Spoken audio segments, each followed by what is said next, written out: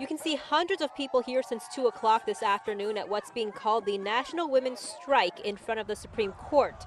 I spoke to people of all ages and backgrounds who wanted to make sure their voices are heard. 15-year-old Zoe Johnson from Roanoke, Virginia, among the hundreds with posters and signs in front of the Supreme Court, calling for support for women's rights on the second anniversary of Dobbs v. Jackson. It's just our bodily autonomy, and it's being taken away by old white men who don't know what it's like to be a woman, to have a uterus. The strike was met with dozens of pro-life activists. Abortion is murder, so we're going to say it. The two sides got into some heated arguments at times during the protest, but agree that it's important to make sure that their respective voices are heard. You shouldn't be afraid to speak your mind. You can actually have a consistent worldview and be against violence in all situations, against all human beings, and that includes abortion. The organizer of the National Women's Strike told me that this was actually all organized by people from the DMV in their teens or in their 20s. So she tells me she's inspired by how engaged and involved future generations are getting. At the Supreme Court, Melissa Kim, WUSA 9. Now, West Virginia is one of those states that moved quickly to restrict abortion rights. And tonight, our Simone D'Alba takes us to a Maryland clinic that is just 5 miles from the West Virginia line. They opened shortly after the reversal of Roe v. Wade. Tucked in the foothills of Mountain, Maryland, just outside of Cumberland, is the Women's Health Center of Maryland. Executive Director Katie Quinones travels hundreds of miles from her home in West Virginia. This is one of our 3 exam rooms. Here, to the edge of what has become Appalachia's abortion desert. I want people to understand that there is nothing wrong with abortion care.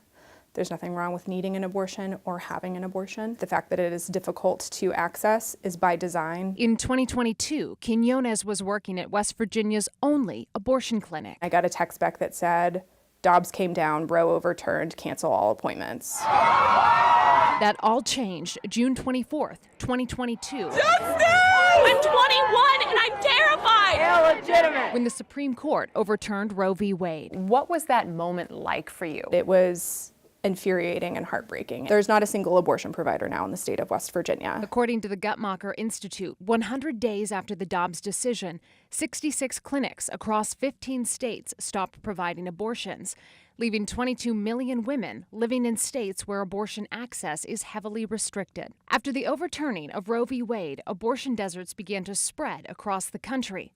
They're defined as regions without an abortion clinic within a day's drive. As detailed by this map, the entire southern portion of the United States, extending up through Appalachia, is included. Why is this clinic so important, and what does it represent? We sit on the border of western Maryland and northeastern West Virginia. There's not a single abortion provider in the state of West Virginia, and it is a vast, rural, mountainous state. We're about, at minimum, 100 miles away from another abortion provider if we're going east or west, and if we're going south, it's even further.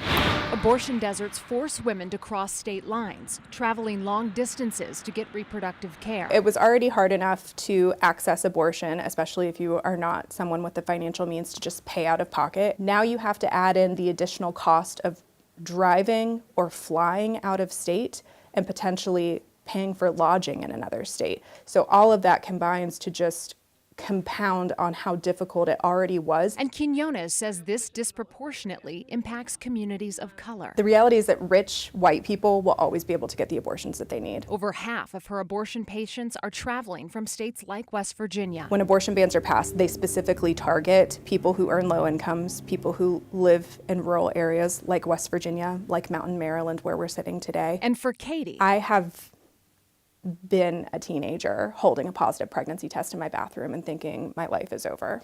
This is the lab right here. This mission is personal. I came to this work because of my own abortion stories. Her ties to the clinic extend beyond her employment, once being on the receiving end of abortion care at the clinic in West Virginia. What I come back to on the moments that are hard is I take myself back to my bathroom when I was holding a positive pregnancy test at the age of 17.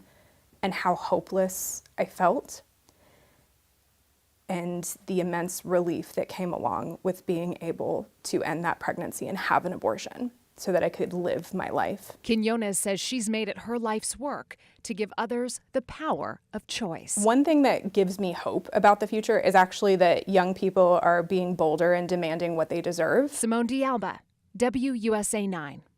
Now, even though legal in Maryland, abortion rights will be on the ballot there in November. Voters will decide if abortion rights should be enshrined into the state constitution.